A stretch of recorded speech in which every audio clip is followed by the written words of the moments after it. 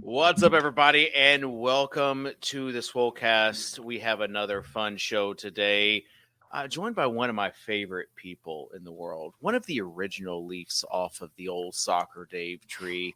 It's going to be a fun show.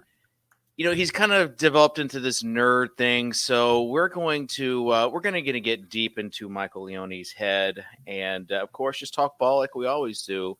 It's a Swolecast here at RiderGrinders.com.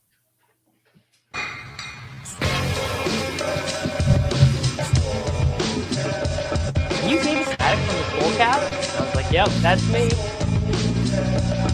I just want you guys to know I'm total dust. I'm the problem. Hear ye, hear ye. Leave it to the guy with the crypto dunes, Abby, to not understand context. I should have known you getting 30 likes was directly written by someone else. You know me, I don't do a ton of research before the show. I've put no research into this. Don't know if it's true at all. You're on the right show. Do it, bro. Live a little. Live a little. Just live a little, guys. All right. Welcome in. We got a lot to talk about, but I want to check in. It's Masters Week. Davis, you've got your hat on. You're looking forward to it, aren't you? Yes. Yeah, I am looking forward to watching a ton of golf over the next 96 hours, David. I always enjoy it. The key is whoever you lock in your Millie Maker stuff, you just really got to hope that they're not like 8 over by the time you wake up on Thursday morning.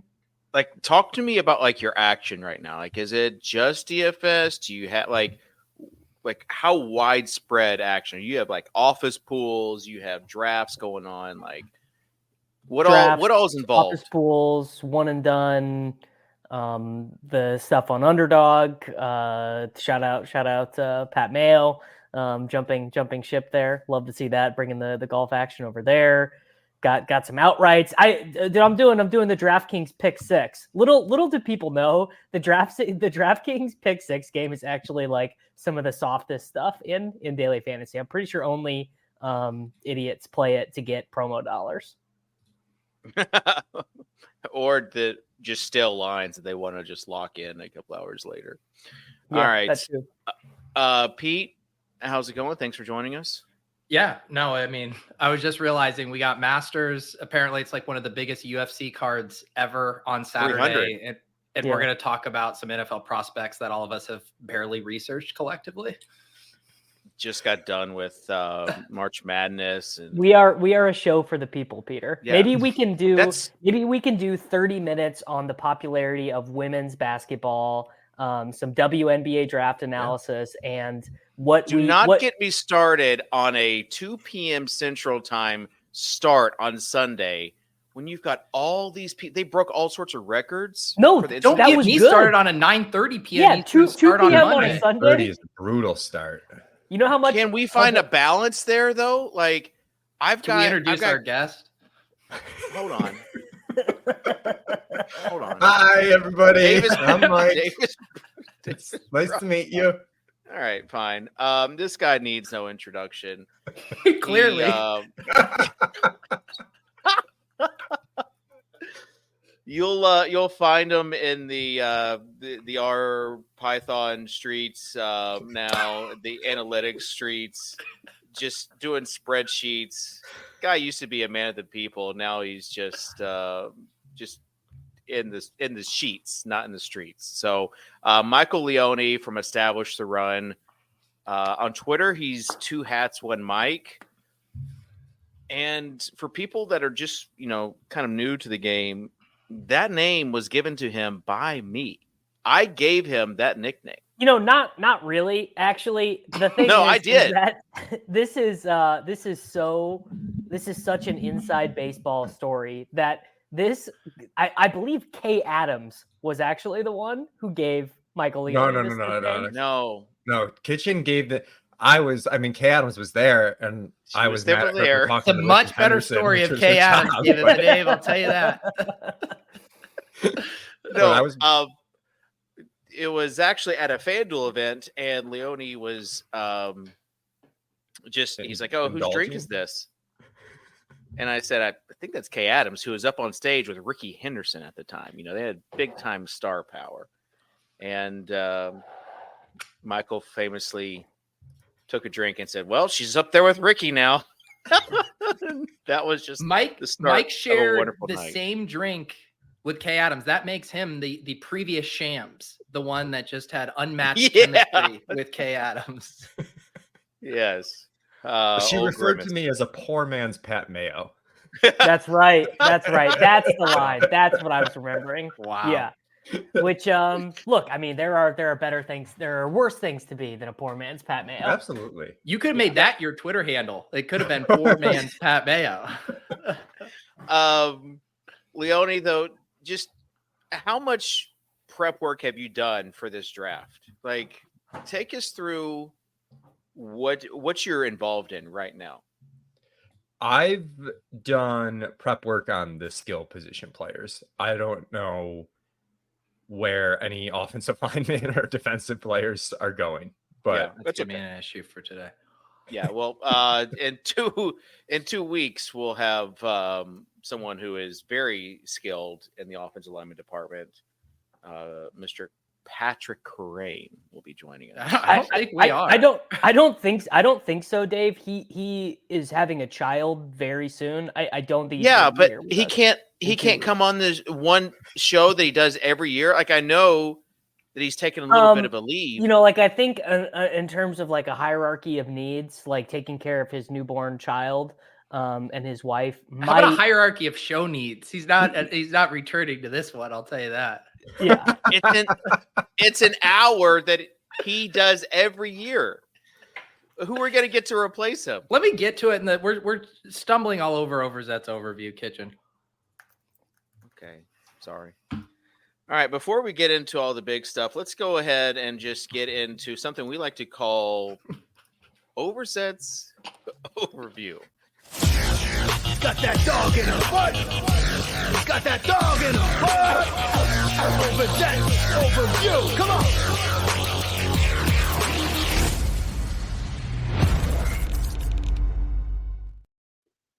Leone, are you familiar with this hit segment? A little bit. totally. Okay. No, All right. Okay. This is, as Dave was kind of hinting at, our second to last show before the NFL draft, and our audience is getting restless for our annual top 300 prospect rankings. And Pat Crane, who Kitchen hinted at, is our offensive line guru and correspondent. He idiotically planned the birth of his child during the peak of offensive line prospect season. I mean, just absolute misstep by Crane. But as you can see, we filled his $1 million shoes with one Mr. Michael Leone. And for people who don't know, Leone recently completed a 33-mile ultra run in the mud. Congratulations, Mike. And he celebrated by going to a math museum and moving Tyler Lockett up a few spots in the ranks. That's what we call living a little. Yeah, whatever floats your boat, man. I will say Leone's been laying low a little bit content-wise. Most assume he's working behind the scenes at ETR with spreadsheet stuff. But in reality, he's been meeting with Chess Liam for multiple hours a day, workshopping how to fall in love with the shaky wide receiver prospect the Bills are about to draft. You guys Lad McConkey, baby. Yards per run. Round one, Lad McConkey. I knew you'd be a Lad McConkey guy. You guys are just the complete like handshake emoji meme on whoever the Bills draft. That's where you guys come together. Davis Maddock is very excited about the upcoming NFL draft. He's now mocked 19 different wide receivers to the Chiefs in the first round. As long as it's not Xavier Legette. No, you're setting up the perfect self-retweet on draft night, Davis. You're going to retweet the one correct one. Congrats on the future engagement. Davis actually told me he's been starting each day with a new self-affirmation routine. He wakes up, splashes some water on his face, and repeats in his mirror 100 times, "I will win the little board. I will win the little board. I will win the little board." New contest, $3 20 backs on Underdog Fantasy. Hop in there with Davis. David Kitchen, our wonderful host, he's actually posted one personal tweet in the last week about, and you guys will not believe this, Deshaun Watson starting week 1. That's David's one piece of content. And the only thing more on brand about this post is the fact that it literally has 0 likes. Literally 0. Honestly, Kitchen, respect for keeping it up. You know Davis would have nuked that within 30 seconds of no engagement. I just deleted some tweets this morning that had like 6 likes. Can I do your thing? Then I have a complaint. Well, okay. My account is like actually banned. Like I'm actually shadow banned. You're just bad at tweeting now. No, I have a tweet right now with 33 retweets and 236 favorites that has 29,000 views. The math does not add up. My account is actually like getting buried in the algorithm right now, and I can't figure out why. Because Elon's heard you talking shit about him on your little You have been talking pod. so much about Elon. It's gotta be something about like accounts that follow like certain like lib accounts or whatever. The math is not mathing. Elon's turned you into a conspiracy truther. I do want to give Kitchen some props though. And this will seem hard to believe, but Kitchen did a little prep for this episode. Apparently he read one running back blurb in JJ Zacharyason's draft guide and will now insist that we talk about that running back for 10 plus minutes solely so he can regurgitate one stat he remembered from the blurb. Back to you, Kitchen. Thank you. Thank you so much. This running back class is JJ says it's not really that great of a running back class. So I'm not sure how much time. I'm sure you got a nugget on Will Shipley for us though at some point. Thank you. Will Shipley, Peter, and I call him. Can I say how much it irrationally tilts me Davis's nature of deleting tweets? Yeah. Like just firing smoke and not being able to handle the repercussions. It's just what is there to gain from leaving up a 6-like tweet about Xavier Worthy? We're on different philosophical planes that like you're even considering that you would go and delete that tweet though. Like you would take the time to delete because to Leone's point, a tweet implies intent that you have this thought that you want the world to know for more than a set duration of time. That's not why I tweet though. I tweet for the dopamine hits of likes and retweets and higher numbers. I don't tweet because I'm genius with thoughts that need to be shared. I tweet for the engagement. What was the year you had to delete like all the past tweets? Was it something with like Mike Evans or Brady or maybe it was Odell? I mean, the Odell one. I think it was the Bucs when they won the Super Bowl. The Odell one is big, but I just in 2021 or 2022, I can't remember which. I bought the tweet delete thing, and I deleted all my tweets forever. So like I deleted every tweet since like. Yeah, I think that might be why Elon doesn't like you. Yeah, I don't know. Why is Elon going to give engagement to someone who might rug pull him the second he does it? I bet that is part of the engagement thing is when you are trying to artificially like manufacture like high engagement rates on every single post. I bet they're penalizing. I do not. You need those 0 like Deshaun Watson. Those 0 like it's like grooming your account to sports bet. Yeah. You need the 0 like Deshaun Watson. You need to live bet the balance over your range, Davis, with some real stinkers. I love that we're like Davis is with the mustache and the hair. He's got that Matthew McConaughey vibe, you know, with the cigarettes. That he's kind of gone into, hey, what would be more realistic that I'm trying to manufacture engagement and likes, and that's what's causing my account to be maybe less in the algorithm, or the fact that I follow some lib accounts and Elon has it against me. Like I don't think it's not Elon specifically. It's just something I'm doing wrong in posting and replying. And I don't know what it is. It's driving me crazy trying to figure it out, but I'm doing something wrong on the platform. Something. Maybe it's you. Maybe it's your face. Have you looked inward, Davis? Yeah. No, because the other engagement farm accounts are doing fine. Like go look at like what it. Let's see. Let's go to who's what neighbor? Right yeah, who are your Vetri is outworking you with threads nonstop. You can't compare yourself to Vetri. You don't have the Vetri work ethic. All right, who's okay? Like give me a Vetri. Scott Barrett. Scott Barrett's a good comp for you. Scott's tweets do incredible.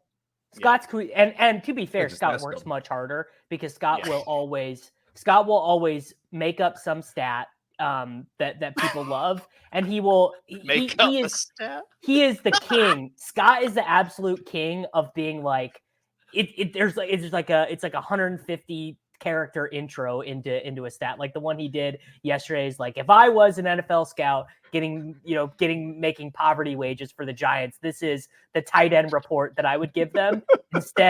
Instead I wrote it for all my fantasy point subs or whatever. Like, that's a good lead in. Maybe you start mapping that type of template. I'm not comfortable. If the Chiefs paid me $36, this is the wide receiver I would tell to them give them a list of 25 rookie wide receivers they could draft. Here are the names I would give them. And I also wonder if, because one of my assumptions for a while was that the platform was rewarding video as opposed to links, but that has not been my experience this last year. That even embedded video accounts are not doing, or tweets are not doing that good. It's tough life, man. Yeah, maybe go over to Truth Social and see what's going on over there. All right, you know what? It's so fun. I do want to just put a bow on this with. I have noticed Davis has even picked up his activity in the Deposit Kingdom Discord. He's been way more active in the ship chasing channel. I think you are running there to get your engagement that you're not getting on Twitter anymore. Is he posting his tweets? Like, yep. No. We're doing. Have you considered the leverage of taking these players? Those are tweets, Davis, and you've been posting them in there. So this is actually what happened, which is that it's a crypto bull run again. So all of the guys in Godseekers, they do not care. Like they're not drafting big board teams. There's no the Cabal chat room that I've been hanging out in Pete's Discord is not active right now because no one cares about football. But the ship chasers are, none of them have ever felt the touch of a woman, so they are down to be talking about Dylan Lobb on April 10th. But none of that changes my thesis that you're farming them for engagement.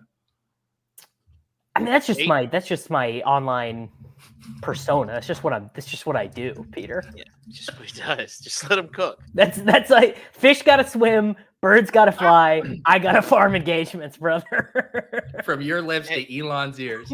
Hey, Leone, what are you doing right now? I've got pulling up JJ's prospect guide in case I need to regurgitate a statistic. Go to late round QB or lateround.com and get JJ's prospect guide. I actually had one of the guys we hired, his in-laws have a printing company.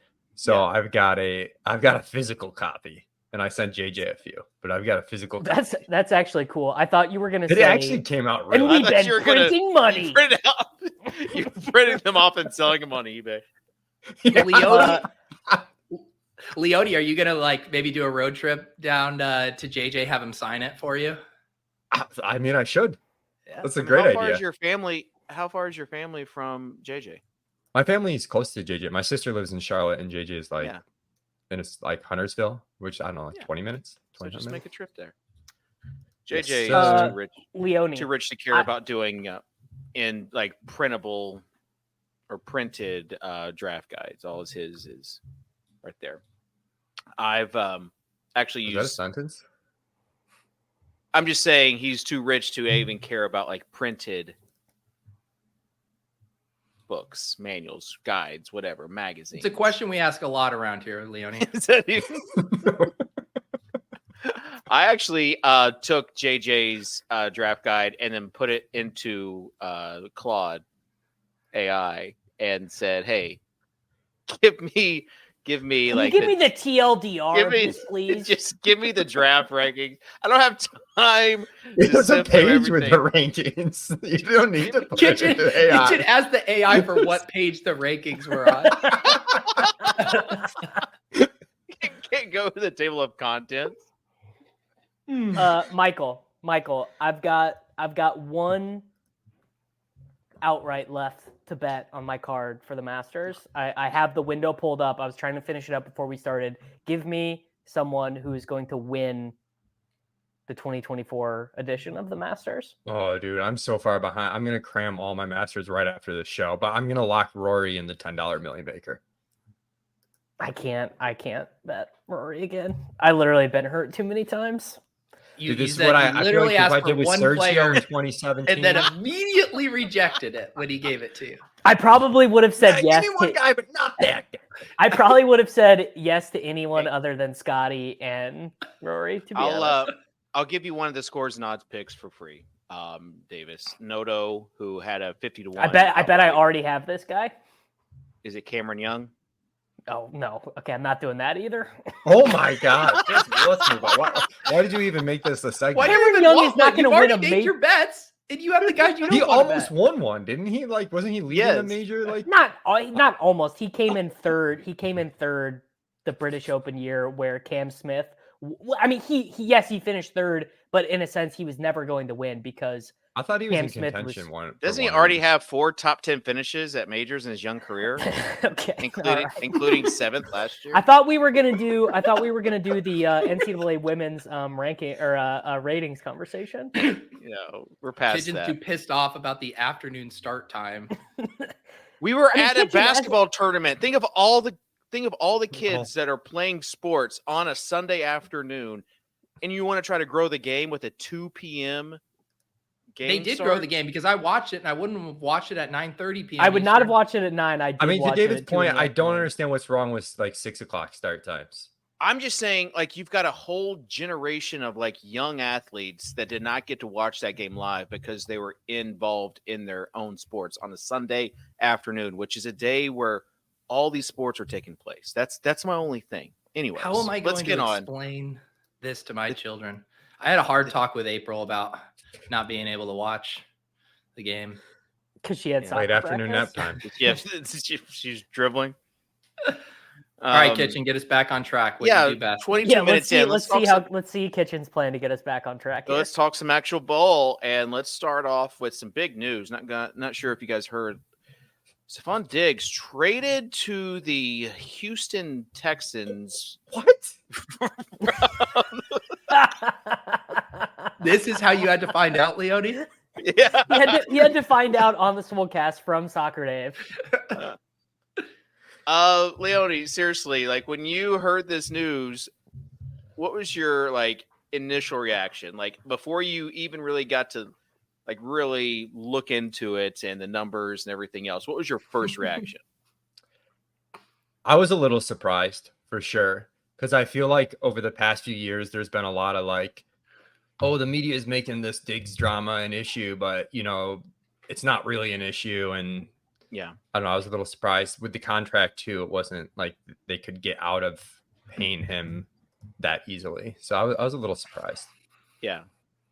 It And reminded me of when they traded Turns out it Sam. was an issue. Turns out Diggs turns out it was an issue, actually yeah. an issue. Yeah. It Which I reminded me think when the Sammy Watkins trade happened too. Like I remember I was probably more surprised by, I don't know. The teams were in different spots. kids yeah. these days do not remember a world where Sammy Watkins was referred to in the same nebulous as Stephon Diggs. Like half the people watching this are like, Sammy Watkins, you mean the fat guy on the Ravens? Like that's literally their lasting image of Sammy Watkins. It's mean for no reason, but Sammy Watkins was the centrist in the great, small versus big wide receiver He was, wars of it's true. 2014. Yeah. yeah. Oh God, take So me back. he helped dude. those KC Chiefs win a Super Bowl. Had some good catches that game. He was amazing for that, man. He Yeah. scored a 70-yard touchdown in the AFC Conference Championship game. He was But a very good Chief. I do feel like in these spots, everyone's got like the hot take one way or the other, and I'm kind of like boring in the middle. But sometimes you just got to get out when you can, get what you can. It's like in Dynasty. It's like sometimes you got to trade. Just get that third rounder regardless, whatever you can get. Yeah, before it's and like it clearly wasn't going to work out, and people are like, I don't know. It would have been more of a lost season with Diggs drama than it would be not having Diggs. Especially if it caused the front office to not spend a first-round pick on a wide receiver. Like if they're like, we got Diggs, we got Shakir, we got Curtis Samuel, we got Kincaid. Like let's take an interior defensive lineman at 28 or whatever. Then it really would have been a nightmare. Are they trading up? So I don't know. Bean has traded up a few times in his history, so it wouldn't totally shock me. I don't think they should because like they're starting to lose. Like they've lost a lot of players. They've got a lot of picks. I guess that was the thing. Yeah, is that they lost a lot of players to free agency, and then they trade away Diggs, and it's like you've got this pretty good quarterback, and you've got this like window of trying to Dave, win. don't you watch the NFL Network? This is what teams with really good quarterbacks should do now. Is they should just say, "Just go win it, big fella." Right? This is what the talking heads are saying. Is the Chiefs basically left Pat, without a paddle on offense and said, "Go figure it out." So that's what other teams should be doing now. It's a real take, by the way. They've like tried very hard to get Mahomes. Like a lot of these picks and stuff they're haven't just worked bad out. at it. Yeah, Sky Moore. They haven't done the trade up thing though that people think the Bills might do to get one really good guy. They've tried to, but like Green Bay did what the Chiefs did, and it's worked out. The way I know Leone's a fan is because I went to his Twitter feed and there were 2 posts he had retweeted. One was a lot of the stuff he's saying right now. Bill Barnwell saying, "Hey, they should trade back, emulate what the Chiefs and Packers did." And the other one was like, "What if they traded up for Marvin Harrison? That would be." I had a tweet the other day. I was like, the Bills should not trade up. This would not make sense. I would be super excited if they did. Well, they can't. I don't think they could get up to Marvin Harrison. The question you would have to ask yourself would be, one, would the Bears at 9 be, because the Bears only have 4 picks in the whole draft. So would just giving the Bears more overall shots to take, would that even be convincing to them to get from 24 to 9? Probably not, honestly.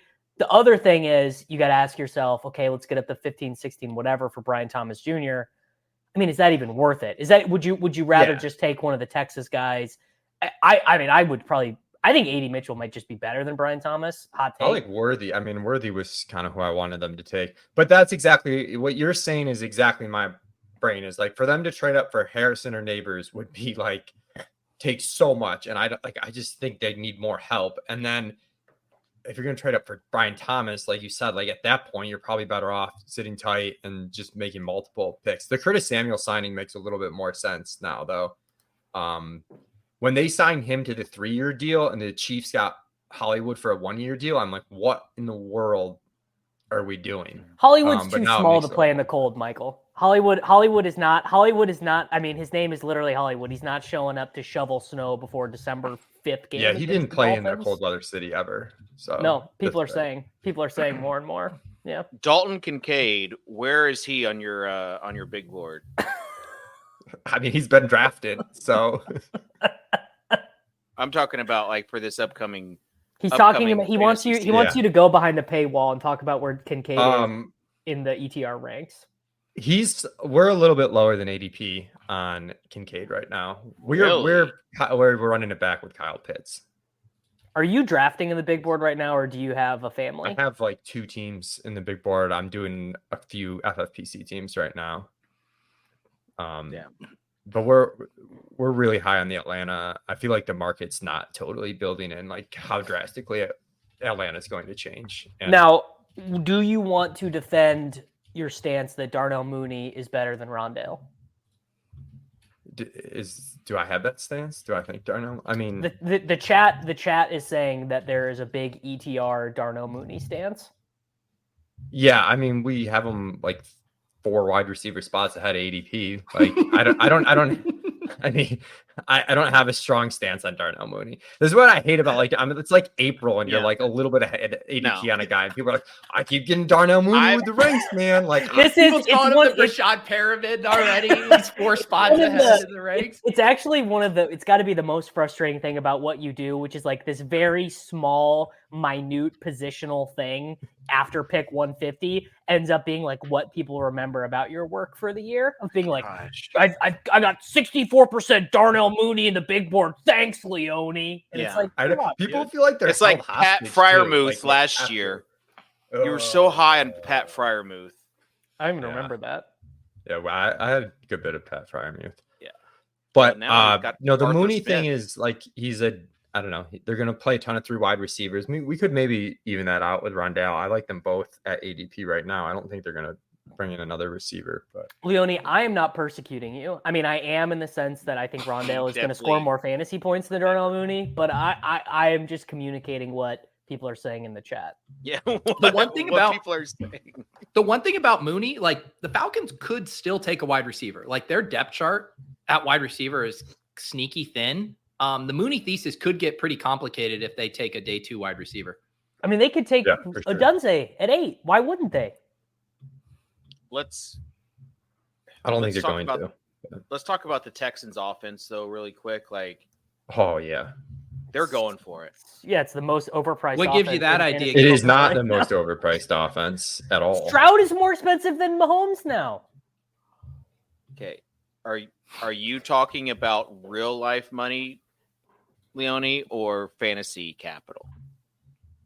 I'm talking fantasy capital. I mean, yeah, okay. Stroud's probably gotten a little expensive.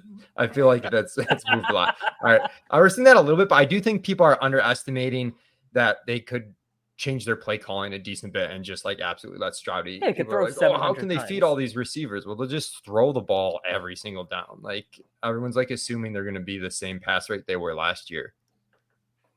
Yeah. How much Mixon do you got in your 2 teams? Dude, we're actually this probably seems very off brand, but we're like crazy behind ADP on like Mixon, Aaron Jones, Austin Eckler.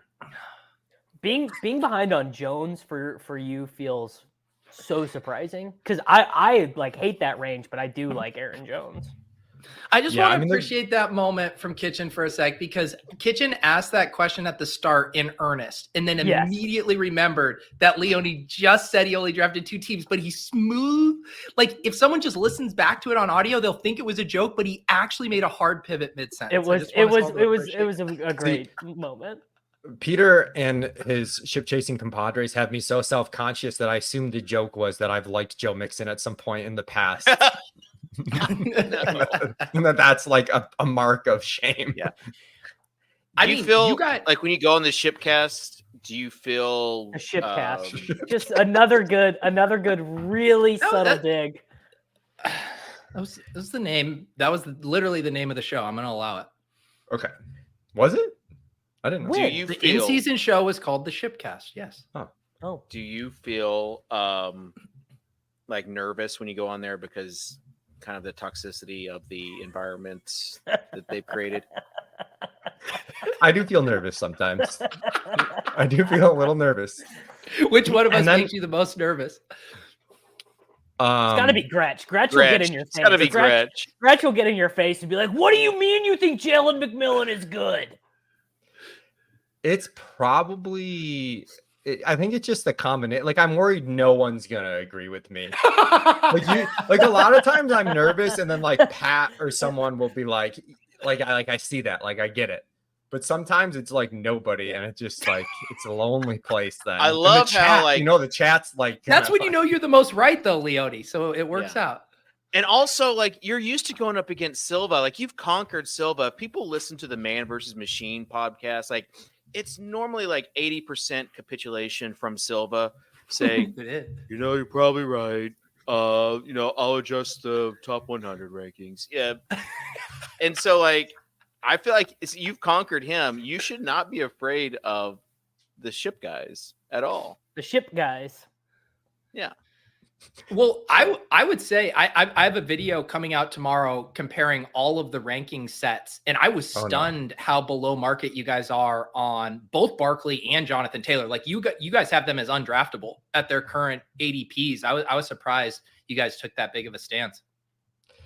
Yeah, it's really hard doing the rankings now too, though, because it's like ADP is going to change so much. You're trying not to morph the rankings to April ADP, but at the same time, the people who are drafting tons of teams, then like they need to think a little bit more if they're going to diversify. If they just do the rankings, like you said. I think I took Barkley in the 3rd round, where I was like, okay, I'm never going to get Barkley with our ranks, but he's here in round 3, so I took him on one of mine. So you have 50% Barkley in your draft. There's a good YouTube short, Sosa.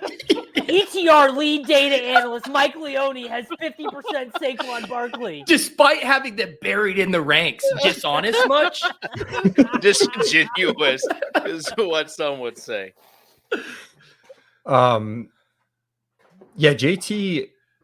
I mean, some of these, like, I'm worried with JT that they're going to, just not throw the ball to the running backs a ton, and he's going to lose some goal line equity. So I think our ranking's pretty good on him. The Barkley stuff's somewhat similar, right? Like, you're worried he's not going to catch a ton of passes, and Jalen Hurts is going to continue to do the sneak. Like, maybe they dial back the push a little bit more this year, and they give Barkley some of those opportunities, but you got to be, I think, pretty convinced Barkley still really got it to take him where he's going. I should mention I take on that A-Chain over him because I'm just trying to have fun in April. Yeah. Everyone, all the ranking sets I looked at, Leone, are all behind ADP on Barkley. It's just that he's such a name brand that the people who aren't drafting off of ranks are like, Barkley in the second? Sign me the hell up, brother. Yeah. Who is not drafting off rankings in the big board, though? Honestly, like, truly. I do take... Like, I think Bijan and Breece, I take ahead of the receivers early sometimes, even though we have it ranked the opposite, just because, especially on FFPC, because then you can because then you can, like, you take like a little bit of value loss there, but then you're not tempted to make like a bad running back pick the next like 6 rounds when you can just. I got a hot take I'd like to float to you, Leone. I have been drafting Justin Jefferson ahead of Tyreek Hill and Jamar Chase. This off season, I heard about another best ball analyst that was doing this too. I haven't figured out who it is though. So people are mad about this, and I saw from your face that you also disagree. So why don't you tell me why I'm wrong? I was exaggerating a little bit, but I mean, it's hard to go wrong. Those guys are also talented, but it just seems like you've got 3 wide receivers that are 3 to 4 wide receivers that are all clearly amazing in offenses that are just way safer. It just seems like an unnecessary. But I think the perceived safety is a bit off because JJ McCarthy. You think like Chase playing with Burrow's not as safe as Jefferson with possibly Sam Darnold? There are unconfirmed reports out there that this Burrow thing is like this Burrow hand injury might be like a deal forever. Like, it might just be a reoccurring. Okay, Tyreek Hill, who is probably going to set the receiving record. Tyreek Hill, who declined in efficiency in the back half of the season. Yeah, didn't he have an ankle injury? Here's the Jefferson argument. He was the number 1 pick last year. He was just as productive per game, even with Nick Mullins in there after he came back from the injury. He gets 9 games a year in a dome, so you have a very good chance of him having a dome game in week 17. I think the market is basically making the assumption that Sam Darnold or some idiot is going to be the quarterback. I'm making the assumption it's going to be Drake May or JJ McCarthy. The draft bros are pretty in on JJ McCarthy. I actually have not heard any prospect bro be like, yeah, this JJ McCarthy thing is not going to work out for whatever team takes. The only he's just a wild card. He's kind of like those receivers that we know with the good yards per route run, but they don't run a lot of routes. That's like, he's like the quarterback version of that. Like we just don't know. He's Trey Lance. There's just no sample size on him as a thrower, really. This is why though best ball has given us so like the window for content, because 4 or 5 years ago, even if you had rankings out in April, what would you call them? The way too early rankings, the initial rankings. And now we're already just dissecting any sort of ranking discrepancy that there is. Pete's doing videos about it. I love it, but it does add some more pressure to your plate, Leone. And, now I feel bad. I can't sleep at night because I'm putting Leone under the microscope. I'm making him nervous when he comes on shows. Yeah. I'm going to call him. We legitimately the piece of content, I think we just published it, but I was like, we need a rankings FAQ this year. That's honestly, it's like a great idea. Leone, that is such a good idea because people are so bad at anything with even a smidgen of context needed to be applied. Yeah. Well, that's why you should like. But it's I get like people. I think are rankings also, like, should be divided into tiers. No one does that. And we're But adding if you Wow, divide it tiers. Dave into breaking tiers- ground. We're adding tiers this year too, but it's hard to like, and we explain this in our rankings, but like we have a set of projections that feeds all our rankings. So it's hard for me to be like, oh, underdog, I'm gonna put this guy here because the ADP is here. Like the ADP is baked in, but like sometimes the underdog ADP and the FFPC ADP is like totally different. And it's like if you're fudging the guy to be like ahead on underdog, now you might be like 4 rounds ahead on FFPC. So I'm trying to like organically be like, this is how we view the players. Like this will bake in some of the ADP, but like this is the value ranking. But like you're still gonna have roster construction strategy. You still have to like have a brain, massage Leone, like where you want to take guys. This is what I was trying to explain to Davis for the past few years. And when it comes to ADP and rankings, he's like, "Oh, you could have got him in the next round. You could have got him 2 rounds later, but if you like him and your rankings are different and they're in this similar tiers and it doesn't align with your roster construction, that's when you Dave, quote unquote can live a little." I would like to argue with you and tell you how stupid and dumb you are, but sadly, Brick shamed me to everyone on the internet pretty recently.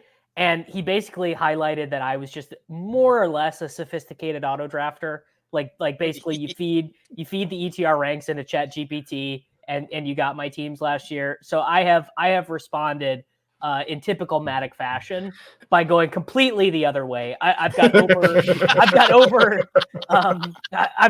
50% of 5 different guys. I've got over 25% of 20 guys right now. I gotta be honest with you. Almost all my portfolios like 50%, maybe some are 100%, and some are 0. It's pretty crazy. Yeah, just three buckets. Big I mean, like I don't know how it's that math worked out, but he's got 100% Luke Musgrave. You've gotten so funny over the years, Leone. How was the math museum, by the way? Did you really drag Dink there, or was that just a serendipitous photo op? We legitimately went, but it's not what you think. It's not like pictures of like equations, equations and like the history of Euclid. Like it's more like a bunch of puzzles and stuff that you can do. Like there's like mazes and like some geometry, like kind of like almost like magic eye stuff. But it inspired us. I mean, when we did an escape room right after, Micah was with us. He came. He loved it. We did it. I've got a book you might to read, Michael. Let's talk about Micah because I got to hang out with Micah. How old is he? 9? 7. This kid knows everything about any single NFL player. He asked me all sorts of questions. Yeah, about we call that the pipeline to being a virgin fantasy football analyst. My thoughts on these players, and of course, I'm giving him all. The Dave's alpha. like, I know all about that guy. Totally. Michael loves Derrick Henry. Yeah. So, but it is. I want to know, like, did your relationship with Davis being kind of that father figure kind of prepare you for Micah wanting to come? And, like, are you trying to guide him away from, like, hot takes and, Davis-esque type rants? Micah, Madden is an amazing teacher. It's insane. Yeah. I think Micah knows more linemen than I do because of Madden. That's incredible. He also spends all his the screen time that he gets. He just goes to ESPN and just reads That's what I did growing up. Is like the sports page news item. Yeah, right. It's so I forgot who one of the backup quarterback. Like it was like Tyrod Taylor. I didn't realize had signed yet, and I was like, oh, he's on the Giants. And Mike was like, no, he's not. And I'm like, okay, you're right. I was saying before the show, he's randomly a New Orleans Saints fan. So he likes the Bills, but he doesn't get upset. He'll even tell you, he goes, I don't get as upset as mommy and daddy. Isn't he a Saints fan because of Kamara? I don't know exactly what it is. He really likes Jameis. Who's not with the Saints? I know. So he's going to be a Browns fan with He really wanted Jameis to start. He's got this weird affinity for backup quarterbacks. I just don't get it. Oh. So he did a franchise. Your son is Siege. Yeah, I was going to say he was an ETR subscriber in 2021 when we were all drafting Trey Lance. He just joined the gang. He did a franchise and like the injuries are on and from real life. So he drafted Kirk Cousins and he was like out for the season. So he won the Super Bowl with Clayton Tune and is just like obsessed with Clayton Tune. And we bought a few packs of cards and he's like, I want to get Clayton Tune. I'm like, you're not going to get Clayton Tune. And then he got Clayton Tune's rookie card, of course. We could probably get Clayton Tune to do a FaceTime call with Micah, honestly. Like doesn't seem that hard. Yeah. But he like thinks like Zach Wilson's good. And I'm like, he's not good. And then he'll ask me if these guys are good. And I'm like, no. And he like gets mad at me. And I'm like, I'm just trying to tell you the truth, dude. You mentioned it earlier. This Browns offense. What are your thoughts? I did. I mentioned it earlier. Well, you talked about Jameis and this Browns team. I'm like a perpetual Judy stan. I just feel like it's gonna happen. It's gonna at some happen. point in time. And now he's. I like Judy I like Judy a little bit more than our ranks have it right now. I like him at his ADP. I think Njoku might get a little bit inflated because he just had that absurd second half of the season. No idea what to do with Chubb. I'm so bad with the injury guys in April. That's definitely one of my weaknesses. Well, they also have Amari Cooper. Okay. Good lead in. You Deshaun want me to just go to, you want me to Where are you wanting this list? to go? Are you wanting Leone to just give like a full lung I'm wanting of the 2024 I'm kind of Browns wanting offense? Leone just to give his opinion on this Browns offense, if he believes in it or not for this upcoming season. Yeah, I mean, I think their coaching staff's good enough that it's going to be a pretty solid offense. I wouldn't blame people for going back to the Deshaun Watson well because it's such a cheap price tag right now. And I just can't believe how bad he's been in the games he's played. But I did see some stat, at least from a fantasy point perspective, that he wasn't as bad as he was in my head. I think from a fantasy production standpoint, he's going off at QB 23. Like that seems like a pretty good. I know the Brown stacks seem pretty good. I just think Njoku and Chubb are the two that I'm kind of worried on. But Amari seems like fine where he is. No strong take. And I like Judy ahead of ADP, and I like Watson ahead of ADP. Oh, interesting. How about you, David? Yeah. What was your zero like Watson tweet? No. I don't remember what it was. It was Underdog said Deshaun Watson expected to start. Oh, and I said, one. Yeah, he is. Thank you. Amazing. Thank you amazing for contributing to the tweet. Conversation. I mean, Dave, let me tell you this. If you liked quarterback 10, Deshaun Watson, you are going to love quarterback 23, Deshaun Watson. David, it just seems like an insane. I haven't even drafted yet. Go ahead. Okay. Why are we talking about rookies? Why are we talking about like the Browns offense? Well, hey, is this you go, is this you your go where show? the captain leads. Sorry, I forgot. Tuttle told me I'm not supposed to talk this much. Yeah. Now I know why you're bullied so much on the other shows. All right, Davis, go ahead. Where do you think Caleb Williams is getting drafted? Are you asking me? No, I'm asking David.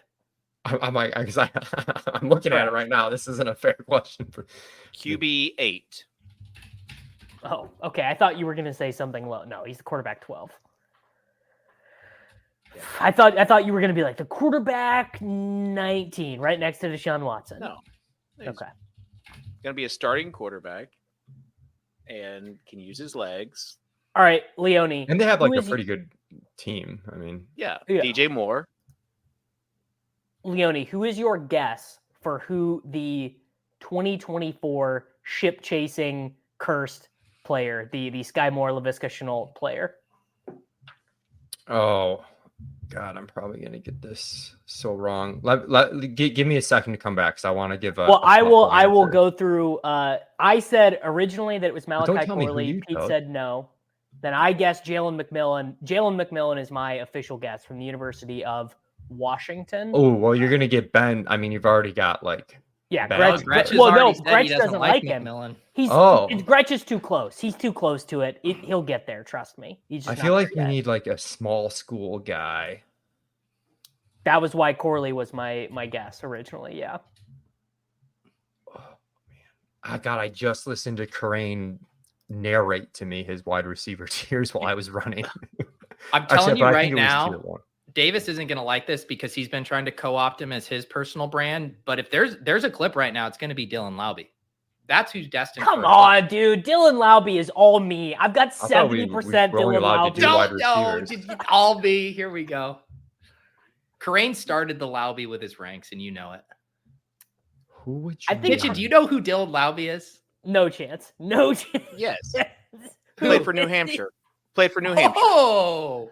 Who? That's the one blurb he read. What were the odds? Blurb. Wow. No, it's because there's this UNH hive. There's Thorman. There's Liam.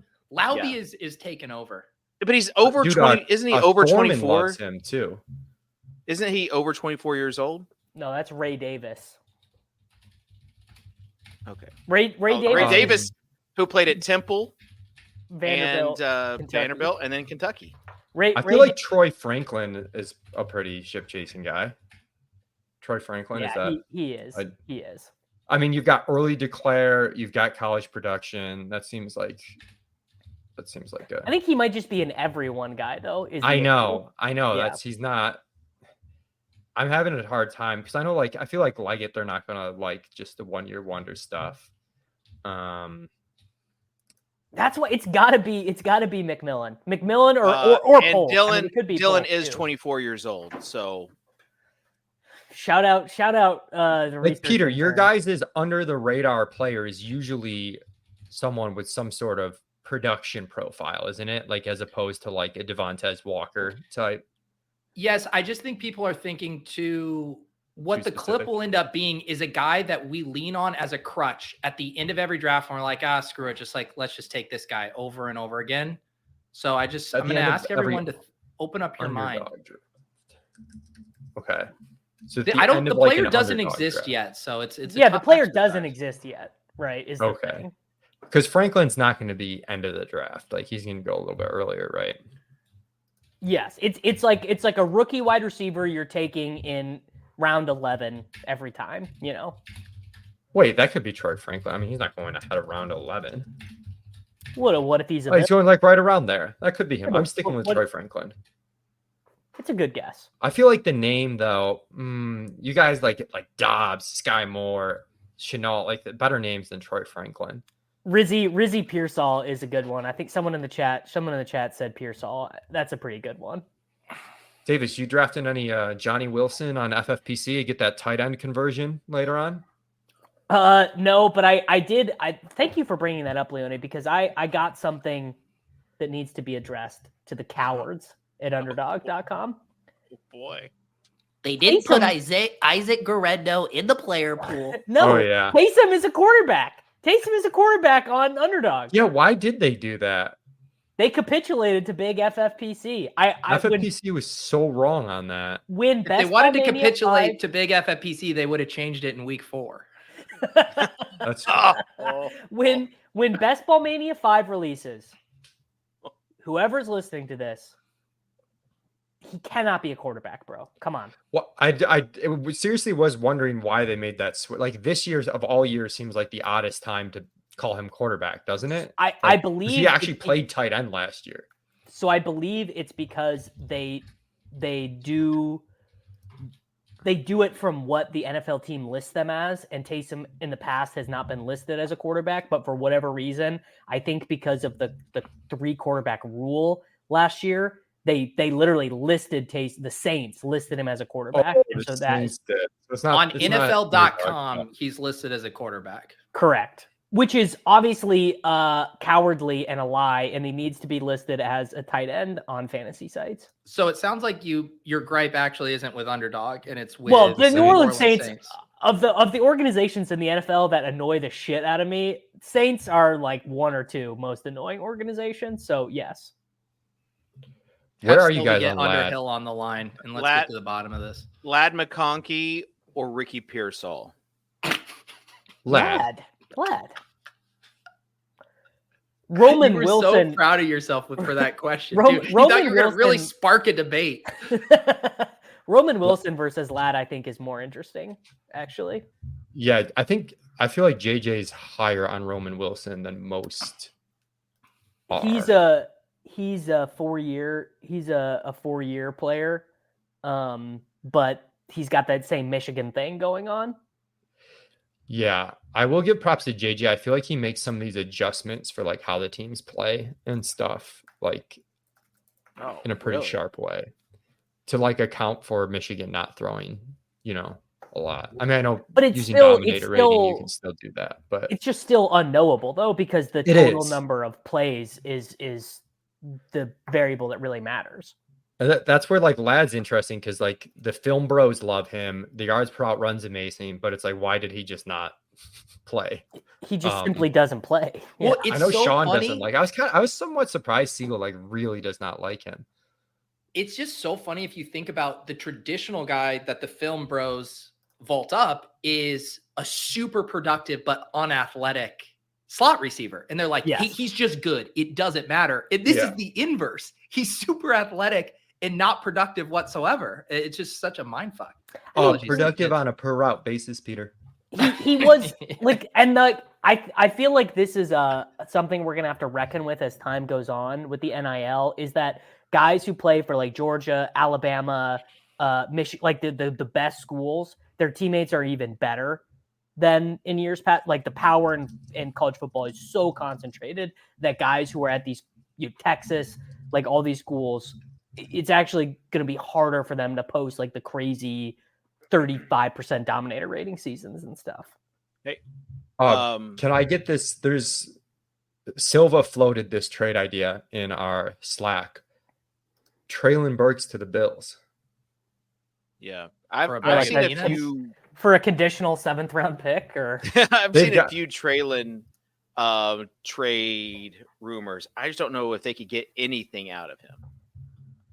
Yeah, sometimes the new regimes, though, they just don't care. They just get what they can get. I like that. Let's make that happen.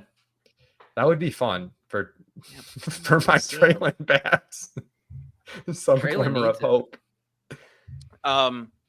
You talked a little bit about dynasty, kind of like, dynasty football. For those that do not know, we have really the first ever super flex tight end premium best ball league called the Insiders Dynasty Best Ball Superflex League. Leone is setting a record for most years tanking in a row. I think this might be the 5th or 6th year that he has finished last. It's all coming together. I finally own my pick, though. I'm kind of curious as far as like when you're actually going to go for it, because your teams have been so bad. I think you only roster like it's a Superflex league. You only have like one quarterback. Like you have been tanking for so long. This is the year. He's got like all the picks this year, like all of them. Exactly. Good enough to compete. First, 4th, it's weird. I got to figure it 10th, out. And 13th. Who's your first overall pick going to be, Caleb? I mean, it's going to be Caleb. Part of me would rather have 2 picks in the top. Oh yeah, you should trade back. Yeah. So I am in. Then I can only carry one starting quarterback again and get the first overall pick next year. That's when we go for it. I'm in an industry league with a bunch of guys people would know, and Marvin Harrison Jr. went first. Matthew Berry took Marvin Harrison Jr. over Caleb Williams. I'm doing a pod I like how you slow rolled the name drop in an industry league with a bunch of guys you'd know. Oh, he's going to play it close to the vest. Matthew Berry took. I'm doing a pod with Amico tomorrow night on those two head to head, and I have an article coming out. I looked at starting with, as David astutely noted, one of the first ever Superflex tight end premium leagues. But I looked at like my rookie drafts in like sharper leagues the last 4 years and assigned them like draft capital. And then why don't you tell the people about the guy you're in a league with who took Clyde Edwards-Helaire first overall in multiple leagues? Yeah. So I was still found a way to win the league. So I was researching this league to assign like a rough ADP to everyone. Like that was based off these leagues I'm in versus like globally. And there's 2 separate leagues that go CEH first overall, Joe Burrow second overall, and Davis in both those leagues is the person who took CEH, and Jonathan Taylor was third. So that was a tough scene. But anyways, love to see it. The quarterbacks, though, man, they really do age well. Like even these guys that bust, with the exception of Trey Lance, like Trey Lance got more expensive from year 1 to year 2. Yeah, and I've got Bryce Young. I took Bryce Young with the 3rd overall pick last year. I got Justin Fields the year before that. Davis and I, in a league we split with Drew, just flipped Bryce Young and the 203 for Tyreek Hill. So like he had about the worst year possible, and he still has good value. So I was kind of big braining for a bit, like on a rebuilding team, that Marvin Harrison, this type of prospect he is, there's like only like 4 of them the past 10 years. He's like such a sure thing that like maybe you should just take him, because you're like in 4 years from now, it's like such a high probability relative to any other pick you can make that he's going to be a top 10 dynasty pick. Like maybe you should do that over a quarterback who, as good as he is still like 50-50 to be good, because I mean, that's just how quarterbacks are. But I've sort of come back around to just taking Caleb. So I'll take whoever you did not take. And for those asking, yes, this is the league that I drafted Puka at the 4.12. Did anyone ask? I have the chat pulled up. I'm just people are in the chat. We're about to ask. My team in this league that the 3 of us are in is so bad, and I don't really have any way to fix it. I'm like the 7th best team in the league, and there's just no way to improve either direction. It's not fun. Real quick, you mentioned Drew. Just taking people back, like you guys were kind of the Batman and Robin kind of coming up. Totally. Where, I mean, you guys own the space, really. And I'd like to think that maybe Robin is starting to become the Batman. And I want to know if you kind of feel that same way. No. If you think that you're the more prominent figure of the duo now. No, I think we're more specialized though. Like, yeah, like Drew, but like he's doing basketball, and now you're all like football. Which is the more like Leone has sport. Not done a minutes projection for NBA in 5 years.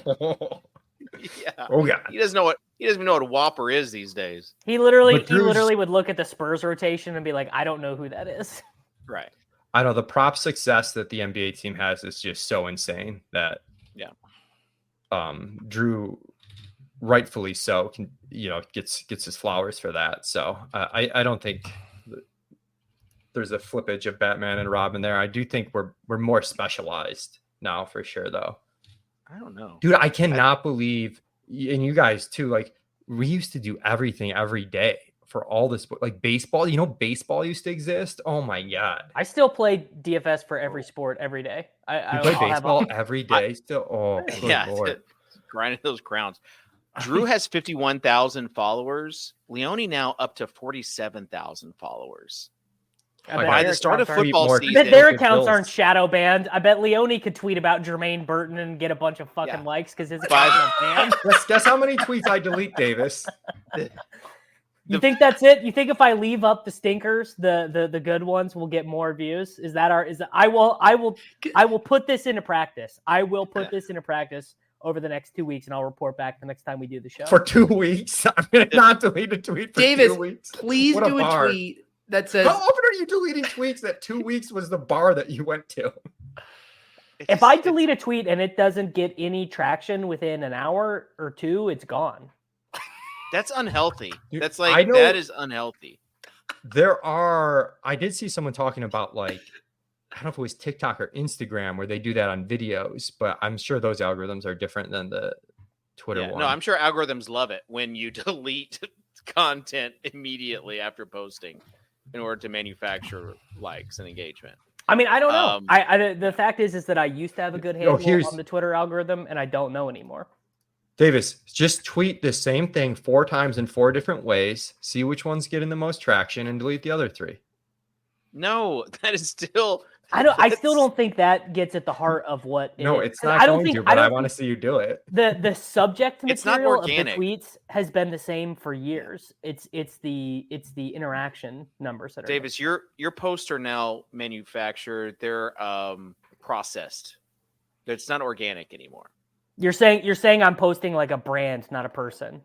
You're using like chemicals and as There's mass seed oils. There's seed we oils. need more in my farm to tweets. table tweets from Maddox. Exactly. We need All right, more I gotta organic. go wrap this up. Okay. All right. Leone, he can be found on X. Like I said, flipping is going to happen. He's going to take over Drew Dinkmeyer before football season starts. I love this Like manufactured battle. This rivalry. This rivalry, yeah. Is At Leone Two Heads. more likable than Drew Dinkmeyer? My calling. Drew is the most likable person in the world, especially for a robot. So Yeah, where's your charity drive, Leone? Fucking asshole. Yeah, when I make Drew money, I'll give to charity. All right. Do you have anything to promote? Yeah, check out the Establish the Edge podcast that has not had a new episode in 4 months, but I'm recording one tomorrow night. Promote a 10-minute episode on Caleb Williams the versus Marvin big board Harrison ranks Jr. that people should draft off of slavishly, blindly, and without any additional thought. Correct. I'm just redirecting everyone to Jack Miller now on rankings. No, we don't talk about Jack on this show. Jack banned. Talk about a guy Jack who has can been shadow banned Jack from this Miller. show. Yeah. Whoa, what did I miss? He went on a family picnic once instead of coming on this We program. gave him the invite and he rejected it when he was an up and comer before he was even anybody. So, anyways, I guess you guys hold grudges.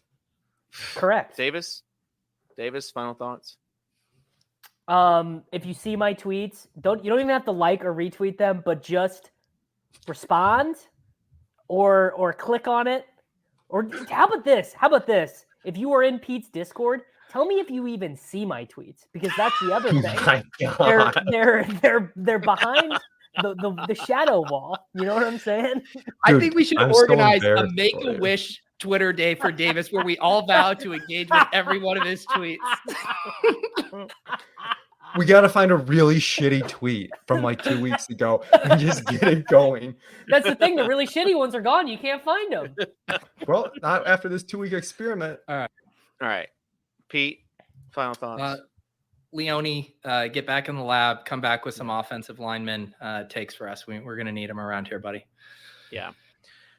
And in 2 weeks, we're going to have our show, and that will start the every week season of the Swolecast. And so I guess Patrick decided he's not going to take an hour out of his schedule. I mean, babies don't even sleep. Or they don't even do much. They just sleep and eat and poop when they're born. But Pete's gone. Gosh, that guy. He's got stuff to do. You only had him till 2:05. I know. So we got to go, though. Appreciate everyone tuning in. We'll see you in 2 weeks with somebody. Someone will give you offensive lineman takes that you're used to. We'll see you later.